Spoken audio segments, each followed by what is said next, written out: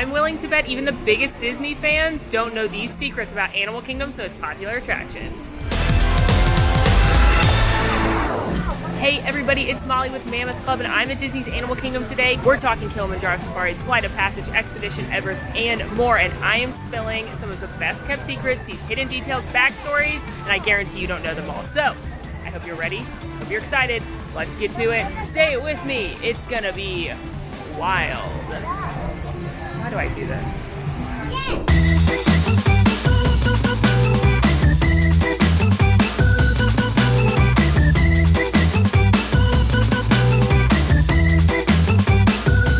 We're gonna start our little tour of secrets here in Africa at the flagship attraction of the park. You and I all know it, the Gorilla Falls Exploration Trail.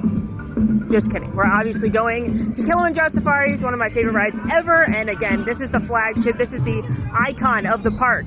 This is what makes it the Animal Kingdom. And Africa itself takes place in a fictional village called Harambe, but it is designed, of course, with actual African influences. The Imagineers traveled the world to make this park, and it looks amazing. The amount of detail in this land alone is incredible. It's just so impressive to me that when you look around Animal Kingdom, it feels very old. It feels like it's been here forever, but it's only been around since 1998. The Imagineers had to weather all of the different buildings and signs and make it look faded and rusted, and it's all done meticulously. And I just think when you take a step back and consider that, it's pretty incredible. Also, they got thatchers to come from Africa to thatch these roofs here and at Animal Kingdom Lodge, so it'd be done the traditional way. And they got in trouble with OSHA because they don't wear shoes, because a big part of thatching the roofs is the texture, and they use their feet to know how thick it should be. So it's like a whole thing with OSHA here in the United States, because obviously we have a lot more regulations for that sort of thing. Let's talk about Kilimanjaro Safaris. Kilimanjaro Safaris is the attraction you want to ride if you want to see animals. This is that 25-ish, I say ish because it's up to the animals, safari truck ride. It takes you through the Harambe Wildlife Reserve. This is where you might see elephants and lions and giraffes and cheetahs and rhinos and all other kinds of species. This is why Animal Kingdom is Animal Kingdom. I love this attraction. It changes every time because you never know what is going to happen with the animals. My recommendations for this attraction are to ride it very first thing in the morning because the animals are more active when it's a little bit cooler at the beginning of the day. It's very, very popular, as you can imagine. It's got a 95-minute wait right now, so it's a good one to use the lightning lane on if you are purchasing Genie Plus. But that's the basics. Let's get into the secrets, shall we? Dead elephants. Maybe we're going to use just that clip as the whole open, I don't know. Many of you probably remember that this wasn't always just a lovely jaunt, a trip through the safari. Some of you might remember that this attraction used to actually have a plot, and that was an anti-poaching plot, but it was pretty heavy-handed. Your safari guide was in on it, you got shot at, and eventually you did save Little Red, an animatronic elephant, from the poachers. And people didn't love it. That's why it went away. It was like a little too much. We're already looking at lions. This is adventurous enough. We don't need to make it a whole thing. Plus, when you have a safari driver who's been on it like 40 times in a row, they're like, oh look, poachers. We're being shot at. What should we do? Like, they're not... That's enough. But do you remember that it actually took it one step further? Originally, when this attraction debuted, there was a dead mom elephant. That's right, Disney literally built, I don't want to call it an animatronic because it didn't move, but they built a model of the dead mom elephant, Big Red, and she laid there. And you were told about how Big Red didn't make it, but maybe you can save Little Red. And then you did, and a cast member holding a real gun stood there with Little Red. So that didn't last long. In fact, it didn't even make it out of previews because so many people were horrified by it that Disney got rid of it basically immediately. There's very few pictures of it, but yes, there used to be a dead mom elephant on this attraction. Would you believe me that the first residents here on the savannah were the plants? That's right, here at Disney's Animal Kingdom, they have plants from 6 continents around the world, everywhere but Antarctica. Do they even have plants in Antarctica? Or is it just ice? I don't know, I've not been there. Let me know if you've been there. But yes, they actually had to plant all of the plants to get acclimated to the savannah. A lot of them are literally from Africa. And they wanted to make sure that the plants were adjusted and feeling good, feeling great, until all the animals came in and started, eating them and stepping on them and stuff. So the plants were actually here, some of them a year and a half before any animal steps went on the safari. This attraction is so big at 110 acres that you could fit the entirety of Magic Kingdom into Kilimanjaro Safaris, because Magic Kingdom's only 107 acres. It's massive. Which leads me into my next idea, and maybe my favorite thing about Kilimanjaro Safaris. It was Walt Disney's idea. And I know you're thinking, how is that possible, Molly? Walt Disney died in 1966, and Disney's Animal Kingdom didn't open until 1998. And I know you said they were working on those plants for a long time, but that feels like a really long time. That'll allow me to explain. The original idea that Walt Disney had for the Jungle Cruise was basically this. He wanted to use real animals at the Jungle Cruise in Disneyland when it opened in 1955. But his brother Roy, the ever more practical of the two brothers, was like, Walt, here's the thing. We don't have any money, and animals are really, really expensive. Not only did to pay for the animals, but the upkeep. We don't have that kind of cash, my friend. Also, animals are big and they require a lot of acreage, and we are in Anaheim and we're teeny tiny in here. There's a Denny's right next door. Like, we do not have room for these animals. And lastly, most of the animals you want, Walt, they're nocturnal. So how do we get the animals to stay where the people are going to see them? Which is why they end up using mechanical animals on the Jungle Cruise. But by the time Disney's Animal Kingdom opened, they were able to fix those three problems. Money. I don't think I need to explain that the Disney company is very successful financially. 2, space. I just explained that there's 110 acres just on this one attraction. That doesn't even include all the rest of the park and all the other backstage areas for these animals. And number 3, how do you get the animals to be where you want them to be? They use natural incentives. They have things like treats hidden in the trees, so that way the giraffes come out and want to eat the trees. They cool the rocks that the lions lay on to incentivize them to hopefully lay where people can see them. So they figured out all their problems, and they were able to open this. But it's pretty cool to know that Walt Disney, a man ahead of his time, thought of this, one of the best attractions of Walt Disney World, decades before it even existed. And lastly, that brings me to something fun you can look for when you're on Disney's Animal Kingdom. Try and find the fences. Because a lot of people want to know, how do they keep the animals in here? And how come the lions don't just go eat the antelope? Well, first one, the lions are fed very well, so I don't think they're hungry enough to go get antelope. So how do they keep the animals away from each other and from you? They use natural fences and barricades for the most part. Things like moats that you can't see. There's actually a big ditch in between you and the lions, but because of the sightline of the rocks, you can't actually see it. But it's so big that the lions couldn't possibly jump over it.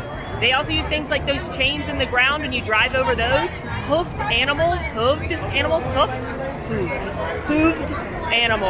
won't step through those. They use the same thing on farms. So that's how they keep things like the antelopes and the giraffes from crossing into different places, because they don't know how to tackle walking through those different chains that you'll drive over on the ground.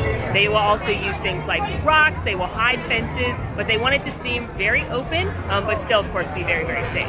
So next time you ride Kilimanjaro Safaris, look and see if you can figure out how the animals are kept away from you and away from each other. And one other cool thing you can look for is that the Flamingo Island is a giant hidden wing. But that's enough talking about the safaris. Let's go ride the safaris and see what animals we can see today. Little pro safari tip.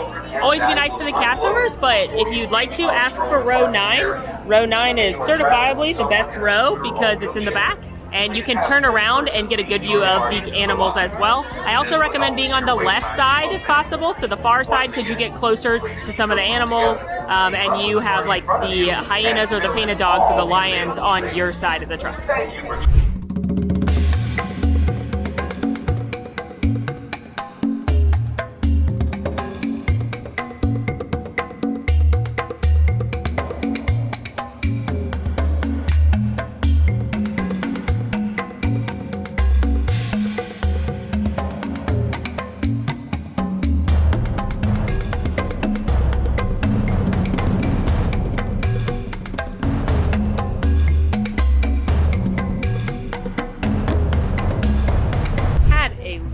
Safari, lots of good animals, always the best. I could ride that over and over again. But now, I'm gonna go to Everest. However, I feel like I need some coffee, And I can show you one of my favorite secret spots in Animal Kingdom. Not related to a ride, but still one of my favorite places.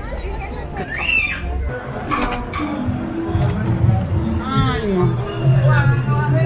Coffee acquired, now we go to my secret coffee spot. So directly across from Creature Comforts, which is the Starbucks here in Animal Kingdom, you have the Cotton Top Tamarins, which are little monkey-like creatures that are very cute. There's actually a drink you can get at Starbucks, the flat white. If you get it, money goes to the Disney Conservation Fund to specifically help the Cotton Top Tamarins, which we love. But we come back here now and we enjoy our coffee with very few, if any, other people. Look at it. Isn't it beautiful? It's the backside of the Tree of Life. We're right on the river right here, so the character flotillas come by. You can hear the drummers probably in the background, they just went by. This is an amazing place for photos with the tree without a lot of people in it, and it's where I come every time I come to Animal Kingdom to relax and drink my coffee. If you're looking for me, there's like a 97% chance I'm right here. I love it so much. There's over 300 animals carved into the tree. The artist had 8 hours or less before the plaster or whatever material they were using would dry. So if you look at how big some of these animals are, like look at how big and that attention on that owl in 8 hours, literally incredible. Headed to ride Everest, but I'm moving slow behind this large weird bird.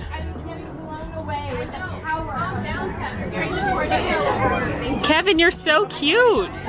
Kevin is watching kitetails. This is the greatest moment of my life. She loves it. Of course she does. Who doesn't love kitetails?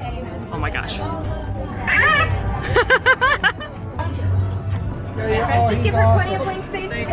We're gonna go to Cali River Rapids now to talk about some fun facts there. Can't wait to ride. Psych. There's no way I'm riding Cali River Rapids. Y'all know that. You know that. Absolutely. It's 102 out that I'm still not riding Cali River Rapids. No shot. What I will tell you though, so that was Michael Jackson's favorite ride, and there's a hit of Michael Jackson in the queue. So there's a fun fact anyway. But no way I'm riding. What I'm very excited to be riding and spilling some of the best kept secrets about next is Expedition Everest, one of the best rides in all of Walt Disney World. One of the last original rides when you think about it. A lot of rides now are based on IP from Marvel, Disney, Pixar, Star Wars, and there hasn't been like an original storied attraction since Expedition Everest, I'm pretty sure. Racking my brain. And I can't think of one. If you can, let me know in the comments. So we got a lot to talk about with this baby. And while Everest is the tallest of the mountains, the one you're actually going up into and adventuring within on the attraction is the Forbidden Mountain, which is made up. The rest of these peaks are not, though. You've got Mount Everest, which is 29,035 feet, highest mountain in the world. And then right next to it, you have the Forbidden Mountain, which is 20,154 feet, legendary home of the Yeti. But while the Forbidden Mountain might not be the tallest mountain in the world, it is the tallest thing in the Walt Disney World, tied with Tower of Terror. Now, legally, anything over 200 feet tall has to have a red flashing airplane beacon on the top of it for low-flying planes. Obviously, that would ruin the scale, that would ruin the theme, so Disney made Expedition Everest and Tower of Terror both 199 and some change feet tall so that they don't have to ruin the forced perspective and the look of the attraction with the big red airplane beacon on the top. Just for reference, the castle is 189 feet tall because the regulation used to be 190 feet. So Disney's always just squeaking things right under the limit. When you look at the mountain range, the one that's closest to us with the snow caps, that's the Forbidden Mountain. Everest is actually the one in the back to the right that doesn't have any snow on it. And I know I just said Everest is taller, but it's forced perspective. We are closer to the Forbidden Mountain, so it looks taller from where we are. I mean, I think physically the Forbidden Mountain is taller than Everest, like in here in Disney World, but they're trying to make it look like forced perspective, like we are closer to the Forbidden Mountain, but Everest is taller. Am I making sense? Another great detail for Expedition Everest before you even get there is there is this shrine right here from the locals to the monster of the Forbidden Mountain. There are lots of different touches of the cultures of Nepal and the surrounding countries because, again, the Imagineers went all over the world to build this park, and they spent a lot of time in Asia for this section. But if you look at this shrine right here to the monster in the mountain, they are giving him a variety of fruit and beads and different things. But take a look at the structure of the shrine itself and start backing up and see if you can see what it mirrors. Beep, beep, Beep. I'm trying to be like an ECV, but I'm not as loud. Beep. Beep. There's people behind me. I don't want to run into them. Okay, I'm back far enough. You can see it. The shrine mirrors the shape of the mountain. One of my favorite touches of this land, if you look up, you will see these fluttering flags throughout the section. Those are a nod to the prayer flags that are often used. The thought is that you would write your thoughts and your prayers, and then you would string them along, and the wind would carry them up to the spirits. So I think that's a really very sweet and wonderful sentiment, and I'm glad that they are showing it here. But let's talk about the backstory about Expedition Everest. This is something not a lot of people realize how in-depth it is, and in fact, it's how this attraction got its full name. The story, the legend, we should say, of Expedition Everest is as follows. Now, this is a small village called Circazon, and like many towns, villages in Asia, they harvest tea. You can actually see there's a lot of tea growing on the other side of Expedition Everest if you're looking at it from the bridge to Dino Land. Well, they had all this tea and they needed to get out their goods, so they decided to make a train system to export their tea through the mountains. But some things started happening. Trains would disappear, people would go missing, tracks would come up broken, and people started this tale, this legend of the monster in the mountain. And people were very afraid of this. They believed in the spirit of the mountain. They believed in this mysterious creature. So they stopped using the tea trains to export their goods. They started using other methods, going around the mountain, because nobody wanted to go into the Forbidden Mountain anymore. In fact, that's why you will see red often painted alongside the buildings here, because they believe the color red wards off evil spirits. So the idea is that you paint things red to ward off the Yeti, the spirit of the mountain. And they started hanging signs all around, warning people about what happens if you go into the mountain. The legend of the Forbidden Mountain, if you will. Years go by, and along comes an explorer. His name was Bob, actually. Along comes Explorer Bob, and he decides that he's such an adventurer. He likes to do things like hiking and camping and kayaking and just adventure-y things. And he decides that other people like that too, so people might want to explore the Forbidden Mountain, explore Everest. So he makes Himalayan Travel Escapes, the travel company, an adventure company that you can book with if you are also an adrenaline junkie who wants to go on an adventure. He hires a local Sherpa named Norbu, and together they create a tour called Expedition Everest, which is why the actual name of the attraction is Expedition Everest, the Legend of the Forbidden Mountain, as indicated by the sign, because it's two signs, one on top of the other. The one on the bottom is the sign from the locals warning you about the Yeti and the legend of the Forbidden Mountain. But of course, Explorer Bob just slapped his own sign right on top of it that said Expedition Everest. This is where you go for your adventure.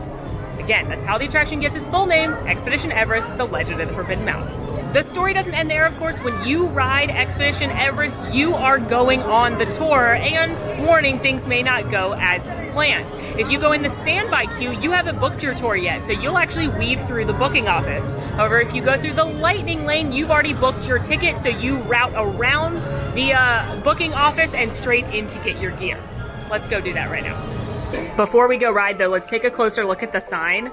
I love the signs around Animal Kingdom. They are so detailed, and here's a smaller version of the sign that's over by the attraction. So you can see Yeti, respect tradition, beware the legend of the Forbidden Mountain. That is the smaller version of the big sign that I was showing you that makes up the name. But what I also love is Disney is making fun of themselves at this point, because they've included some newer signs over the last few years where they actually make fun of and poke light at the fact that the Yeti is broken and that everyone calls it Dancing Yeti. The Yeti is 25 foot tall animatronic inside the mountain, where with an arm that used to swing out towards the guests with the power of a jet engine. Now that has famously been broken for years and years, almost since the attraction opened, because it was fracturing the Yeti, and it's too powerful. They were afraid it would cause structural damage to the Yeti itself as well as the attraction. And people keep asking if they're going to fix the Yeti, but I don't think they can. It's been said that they'd have to disassemble basically the entire ride to fix the Yeti. So I think the Yeti will be broken for the rest of time, unless Joe Rohde wants to do that. But he retired, so I doubt he's coming to do that anytime soon. Anyway, the Yeti is famously on B mode, which means it's frozen still, but to give it the illusion that it's moving, they put disco lights on it, strobe lights on it to give it a moving effect. And her name is actually Betty the Yeti. She's been lovingly nicknamed claimed that. So I love the fact that Disney's got the Dancing Yeti in and other Dancing Yeti jokes around. A fun fact about me, I've actually stood next to the Yeti. Here I am with one of my friends. Back when I was a wee guest relations intern, we got to tour the attraction backstage and climb it with our feet at 6 o'clock in the morning, very high up, but it was pretty cool. Everest has a 44-inch height requirement as indicated by that Yeti foot right there, and it is part of Genie Plus. It is not a fancy ride. It was at one point, but it has moved to Genie Plus, which is great. And it's still very, very popular. However, it tends to have a quicker, I should say, as compared to some other popular rides in this park, just because of how many people can load and unload, and it has a high capacity. Walking through, getting my gear, interesting thing. A lot of the gear, a lot of the chains and camping gear and such is actually from Nepal. So that's awesome as well.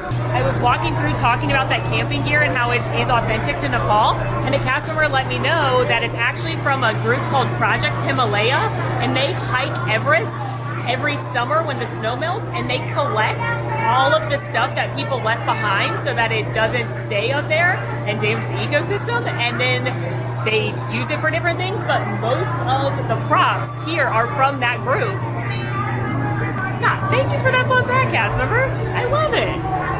That's so cool. But also, can you imagine you're jobbing to hike up Everest and carry stuff? Oh my God, could it be me?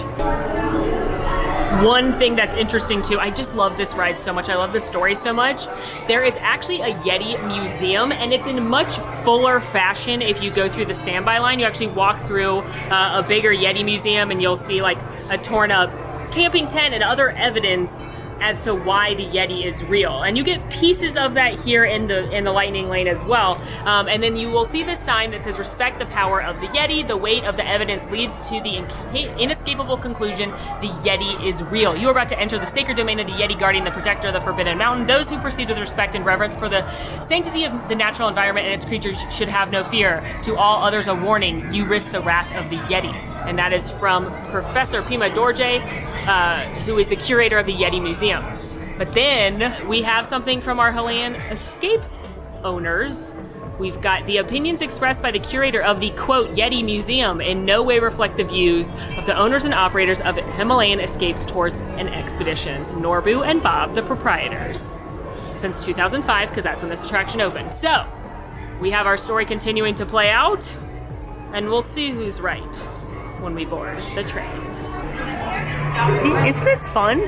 Aren't you learning so much? Don't you love knowing the detail? I love knowing the detail. So again, here, Dancing Yeti in. We've got that joke playing out again. And now it's time to board the steam engines. Except for they're not real steam engines. Sassy Yeti.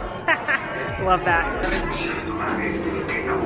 My favorite row on Expedition Everest is the back. The back of roller coasters tend to give it a little more whip, a little more fun. But some people like the front because the view's better.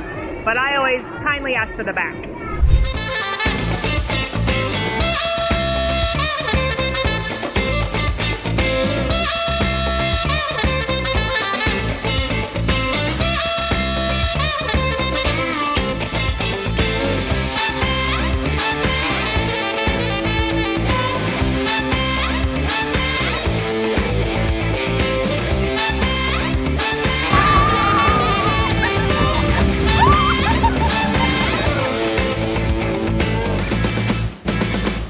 I just love that attraction so much. One of the best themed attractions. Just excellent. Excellent. A masterclass in Imagineering. Now that you know the backstory, maybe you'll like it even more. And bonus Everest fun fact, I can't show you, but I can tell you and show you a picture of, the whole thing's a hidden Mickey. The track, the way it loops, makes up the ears, and the mountain itself is the head. It's Pocahontas. Hi, Pocahontas. Hi, Miko. They're so cute. I love that Miko's like as big as Pocahontas. Headed along Route 498 on the way to our next attraction, which, by the way, 498 is a nod to when this park opened, April 1998, Earth Day, in fact. There's so much detail and backstory in this land alone that it is overwhelming. But we're headed to Dinosaur for some dinosaur-specific fun facts. Maybe I'm biased because I did my college program here at Chester and Hester's Dinorama at Triceratops Spin, and the now extinct primeval world, may it rest in pieces. But I love Dinoland. I think Dinoland needs some new stuff. And I know a lot of people think Dinoland's kitschy, but once you know the whole backstory, it becomes a lot better. So the abridged version is that this is called Diggs County that we're in, and it became a hot spot for dinosaur digging and paleontology when they found a bunch of bones. So they built the Dino Institute for all the scientists, and that's where Dinosaur takes place. Right across from Dinosaur, you've got Restaurantosaurus. This is something that the grad students did to make a little extra money. And so if you go to Restaurantosaurus, you can actually tell that they live upstairs. Meanwhile, before the Dino Institute was built, there was a gas station here, Chester and Hester, a married couple owned it. And then they realized that a lot of traffic and people were coming in to see the Dino Institute, so they decided to capitalize on that and make it Chester and Hester's Dino-Rama, a dino-themed carnival and roadside attraction. As we work our way into Dinosaur itself, we're greeted by Dino Sue. This is a replica of the most complete T-Rex skeleton ever unearthed, and the real Dino Sue is in Chicago. But this is the only T-Rex we're gonna see. The main dinosaur in the attraction is a Carnotaurus, and that's because Disney didn't want to do a T-Rex because there's a more well-known dinosaur IP that lives down I-4. Also, when this attraction debuted, it was called Countdown to Extinction. This was an opening day ride. This was the thrill ride. Before Everest, before Flight of Passage, this was what it was all about. It was called Countdown to Extinction, and we didn't have our lovely iguanodon friend here. It was actually Triceratops, because that's Joe Rohde, the lead Imagineer of Animal Kingdom's favorite dinosaur. But then a few years later, they changed it to be called Dinosaur for some corporate synergy with the smash hit, everybody's favorite Disney animated film of the same name, Dinosaur. You know the one. You love it, right? Tell me your favorite part in the comments. It's iconic. Anyway. Dinosaur has only a 40-inch height requirement, but it is very scary for a lot of kids. It's loud, it's dark, there's big animatronic dinosaurs. So know your kids before you ride this one. Welcome to the Dino Institute, which is actually a Dino Institute. If you read some of these descriptions of the display cases, you will learn these are actual things on loan from actual museums. So, for example, let's see, this looks interesting. This looks like a jaw of some kind, 7. That's a cast of a Mosasaurus jaw, which is the one that lives in the water and eats the great whites in Jurassic Park. Number 3, which one's that? Oh, that's a Mosasaurus vertebrae. That doesn't say cast, so that must be an actual vertebrae piece, which is bonkers amazing. Take a look at these while you're waiting in the queue. Dinosaur doesn't tend to get quite as long of a queue as some other popular attractions here. If you see it having a long queue, wait a little bit, it should drop. Like, it's only 35 minutes right now, and Flight of Passage has 90. So it should drop, and when you get in here, you are greeted by your friend of mine, the Carnotaurus, just foreshadowing the things to come. Whoa, I haven't even looked at this. Dinocus? It's a raptor. Whoa, cool. Anyway, bonus fun fact, the raptors in this attraction are actually the size of raptors. Jurassic Park made the raptors bigger and human size, but they're actually about half as big as Jurassic Park portrayed them. But if you see them on this ride, they're the right size. If I can bring you back from the Cretaceous period, it stands to reason that I can bring back a live dinosaur with you. And not just any dinosaur. No. Take a look at this guy. That might just be my favorite pre-show in all of Walt Disney World. And a little bonus, his name is Dr. Grant Seeker. Get it? Like Grant Seeker? You get it. Anyway, we're gonna go get McLovin. Should work out fine. This next detail might be my favorite detail in any attraction ever. If you look over here at these pipes, they are red, yellow, and white, and they have scientific formulas on them. Well, this attraction, in fact, this land used to be sponsored by McDonald's. Restaurantosaurus used to serve McDonald's food, and Trilobites was called Petra Fried, and it had McDonald's French fries. It was amazing. Anyway, those pipes right there, those chemical formulas, are the chemical makeup of ketchup, mustard, and mayonnaise. Amazing. Genius.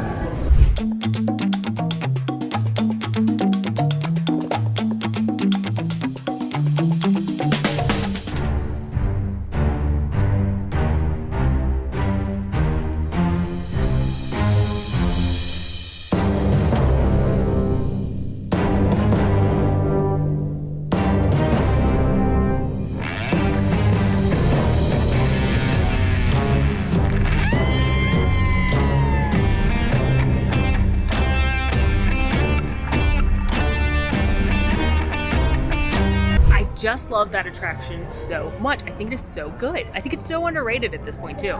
A couple of cool details for you to look for the next time you're riding Dinosaur, actually on the ride. First one, when you go to seatbelt check, look up on the wall and you will see a long series of an alphanumeric like sequence.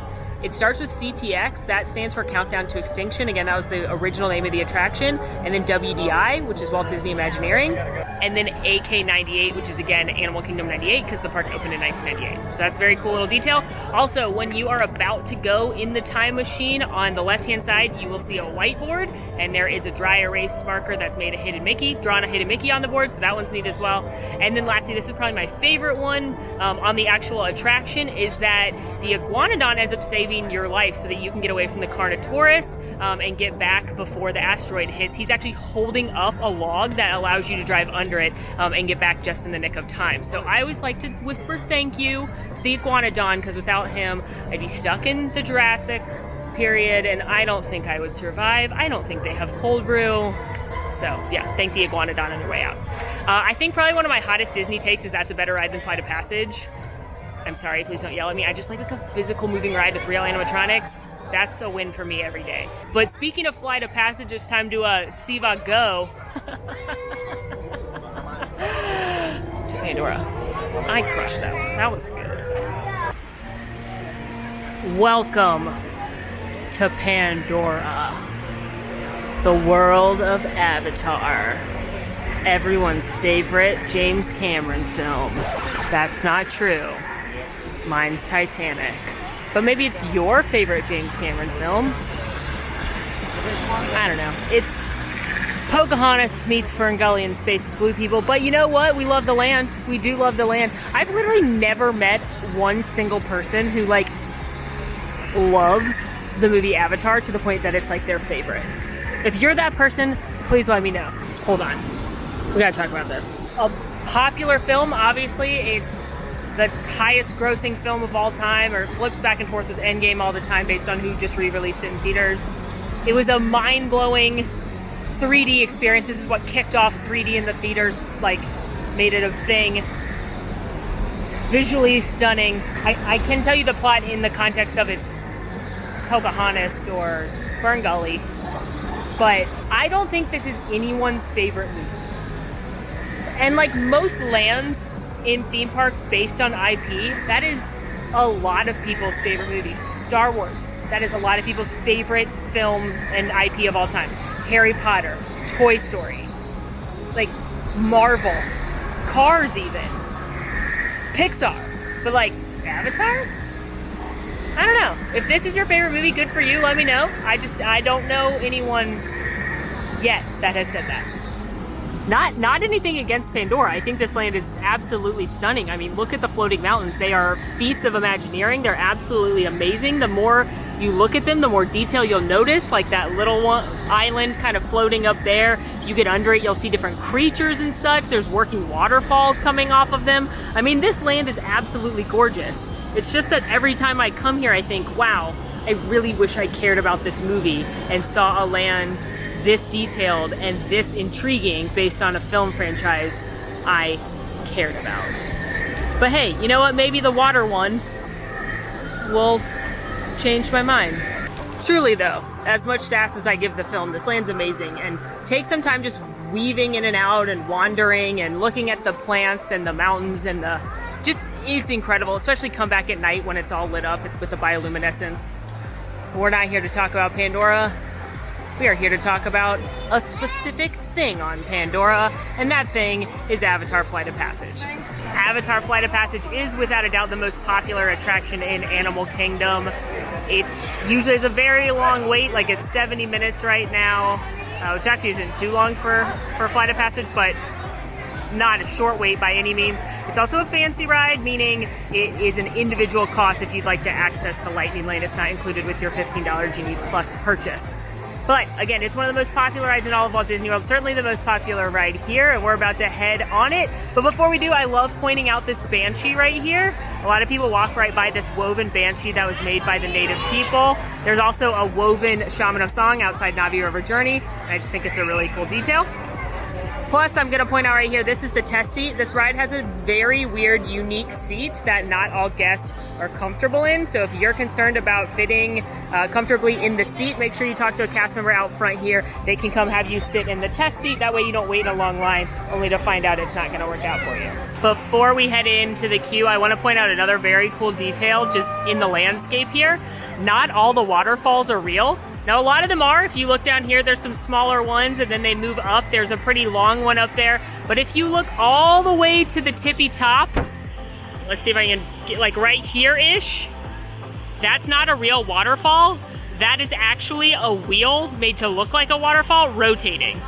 And if you look closely, you can see that. But from a distance, you'd have no idea, and it looks like a real waterfall. I did cough up for the lightning lane today, because this one does get real long unless you get here real early. Even then, it'll still probably be an hour or so. But if you're a resort guest, I recommend coming for that early park admission and coming early for that if you want to ride this without a long line and not pay for it. But as a not resort guest, I was looking at an hour plus pretty much any time of day, and I didn't want to do that. So yes, I paid for the lightning lane, which I know is steep. This queue was designed knowing it would be incredibly popular, and it can actually accommodate up to a 6-hour queue. And they've seen that happen. When this land opened, there was a multi-hour queue just to get into the land, let alone the attraction itself. And yes, there has been a 6-hour queue at this ride, which is bonkers. But another cool detail about the land in general, and you'll see it illustrated within this queue, is that the whole thing is a fusion between Earthlings, us, and the native land. So you'll see things mixed together. Like if you look at these right here, these light fixture poles are ACE, which is Alpha Centauri Expeditions, which are the good guys, the good humans that are here. That makes up some of the queue. But then if you look this way in the queue, it's made of more natural things. So kind of look around while you're here and you'll see a mixture of natural things that the native Na'vi people would have assembled, and then things that the Earthlings would have brought. Especially when you go to like Cetuli Canteen, it's a very interesting juxtaposition of the two thoughts pushed together. Besides having to pay for it, the other drawback of the lightning lane is that you miss a lot of the queue. There's some very cool queue detail, like the science lab with the floating avatar in the tank. You miss all of that if you go through the regular queue. You miss the bioluminescent forest. So as the off chance there's not a long line, ride it through there. And again, as a resort guest, get here early and you can ride it without too bad of a line if you get here for that early theme park entry. How many? Just one. Just one? Yep. All right, we got into number 4. Thank you. How many over here? 5. The reason this queue takes so long is because it's very, very popular. It's a long attraction and it's got a very low capacity that is hard to load and unload people into because of the weird bike stance. So when a ride is determining how long the line's going to be, it's based on those things. It's based on how many people can get on and off the ride every hour and how quickly they can get on and off, plus their popularity. So high popularity, low capacity, long load unload time equals very long wait at Flight of Passage. Made it into the link chamber. This is actually when Disney stops the clock when you get into the free shows. So I'm on number 9, which lit up as soon as I got there. It's cool that it's actually censored. And I did read that they do somewhat try to actually match the avatar to your face. Obviously, it's a very limited AI recognition, but they do try and somewhat match it. So we'll see what mine looks like. Welcome to the Avatar program. Soon, you're going to have a chance to undertake an amazing Na'vi rite of passage, flying on the back of this powerful animal called an Ikron, or as we call it, a Banshee. Okay, to get you flying on a Banshee, we need to find each of you an avatar. Almost. Yes, got it.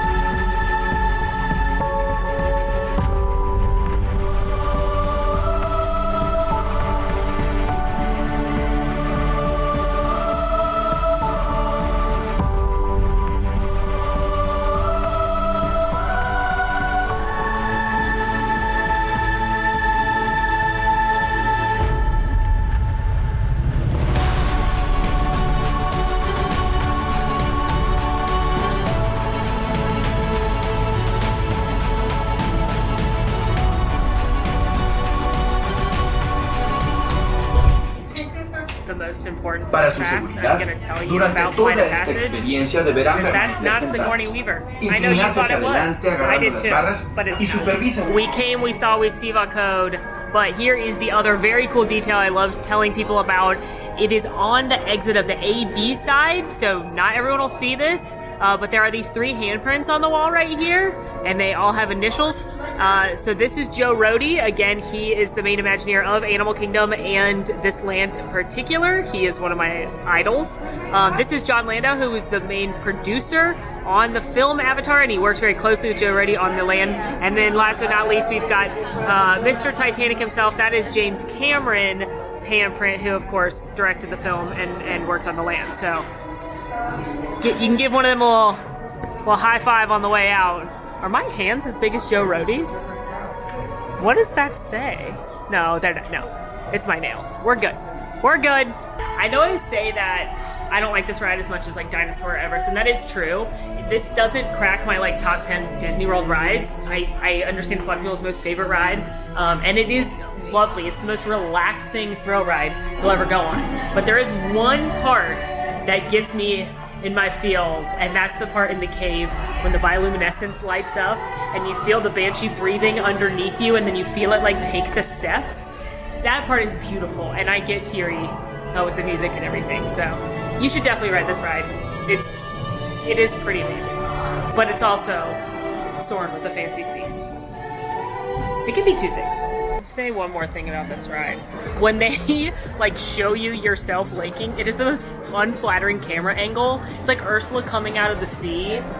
It's so unflattering. So thanks for keeping me humble, Flight of Passage. So much merchandise in here. And we have one more attraction we're gonna do. It's one of my favorite things in all of Walt Disney World, but it doesn't start for a little bit, which means we have time for a snack. And I bet you know what it is. If you guessed Cheeseburger Pods, you'd be right. I mobile ordered while I was waiting to board Flight of Passage, and I'm just gonna get a little sneaky snack and eat a cheeseburger pod. So, this is Cetuli Canteen. It's my favorite quick service restaurant in this park. It's one of my favorites of all. Look at him just grilling the food. He's grilling those onions. This is high quality stuff, friends. This is not typical theme park food. This is where you can make those customizable bowls where you pick your base, your protein, and your sauce. This is also home of one of my favorite Disney foods, the iconic, the legendary, the infamous Cheeseburger Pod. It's also home to this photoshopped picture of the Imagineers, including Joe Rohde and his earring, posing with this photoshopped Navi, because this is supposed to be about the tourism industry coming to the planet of Pandora. So you can check those out if you must as well. I mean, these photos are ridiculous. It's all a part, like, look, it's on they put them on the drums. It's all because of the plot of this land. This land takes place after the movie. If you remember, the bad guys in the movie were called the RDA, and where we are right now is the leftover commissary from the RDA. So you will see like faded RDA around here, and they have converted it into this canteen for us travelers of Earth. And all of this is brought to you by ACE, which is Alpha Centauri Expeditions, which is a partnership. It's the human company that partnered with the Navis to bring tourism here. So you'll see ACE as a thing around here. You'll see RDA, but that's what it's all about. Here she is in all her glory, the kids' cheeseburger pod meal. So it's basically like a McDonald's quarter pounder, ground beef, cheese, onions, shoved into a little bao bun. And then you get 2 sides if you get a kid's meal like I always do, which I got 2 cuties, but you can also get chips. And then the secret to my success is asking when you pick it up for a side of the creamy herb dressing, which is like their version of ranch, to dunk the cheeseburger pod in. They do have an adult size of this where you get 2 pods and more of the sides, but I find that the kid size is perfect for a snack or a light meal, especially so I can eat more things throughout the park.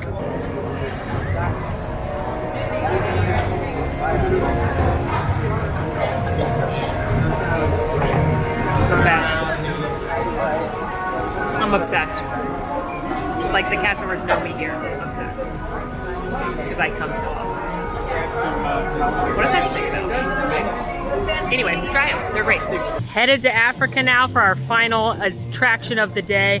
And I love walking on this path between Pandora and Africa because it's really beautiful and along the river, which means you might see some friends again.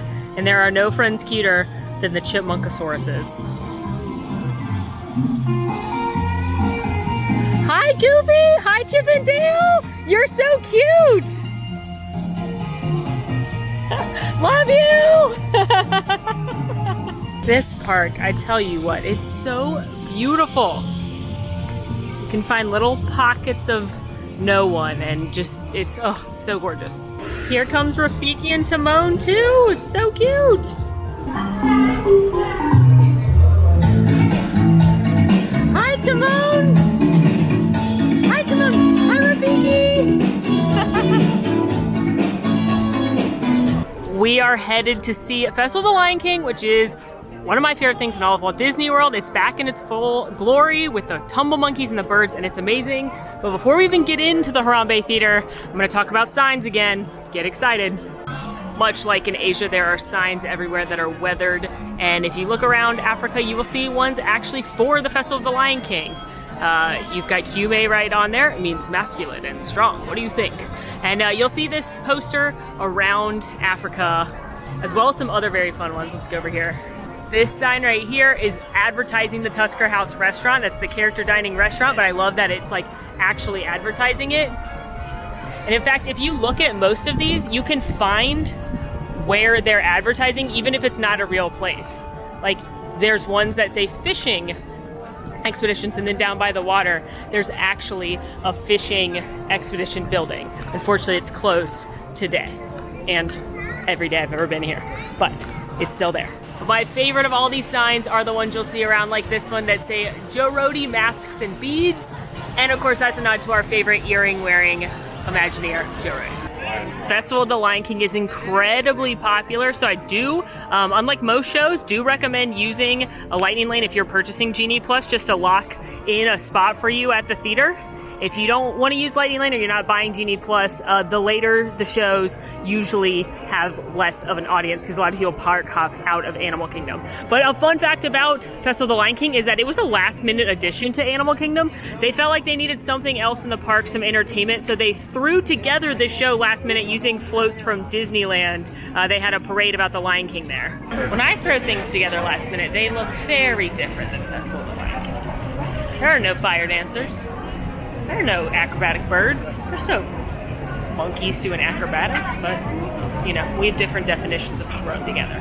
But it's so popular that it has been around since the beginning days of Animal Kingdom. It is constantly one of the most highly rated things that any guest experiences. It's so popular, in fact, that it got its very own theater here in Africa a few years ago when they closed Camp Mini Mickey, and it's a delight. I love it so much. One of my favorite things, so let's go see the show.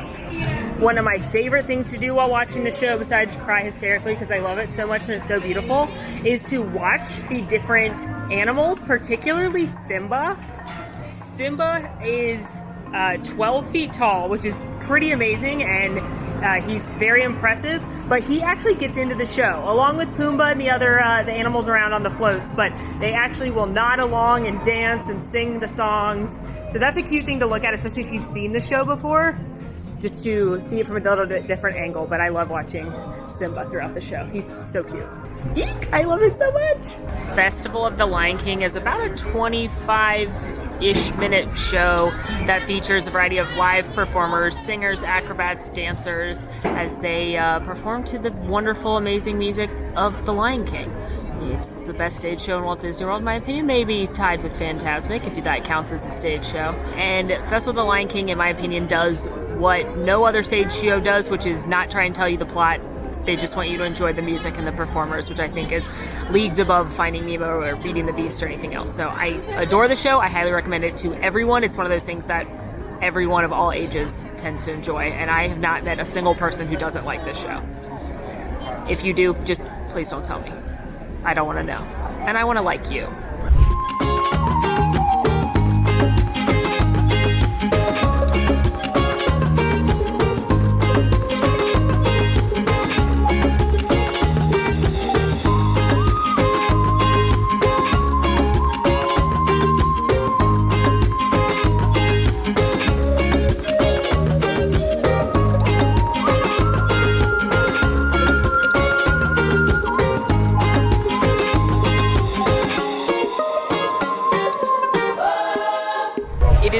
physically impossible for me to see that show and not cry. Especially with the birds back. Oh. It's the best. It's the best. After the show, if you can safely do so, you can take pictures with the floats, and if you're lucky, Simba will smile for the photo. It's simple. Well, Club, thank you for hanging out with me at Animal Kingdom today. I hope you learned some new things about those popular rides here and had a good time. I know I sure did. We're going to wrap this up in the other parks as well, so look forward to that. In the meantime, friends, I'm Molly with Mammoth Club. It's been magical. Now go watch our Animal Kingdom challenge. Bye!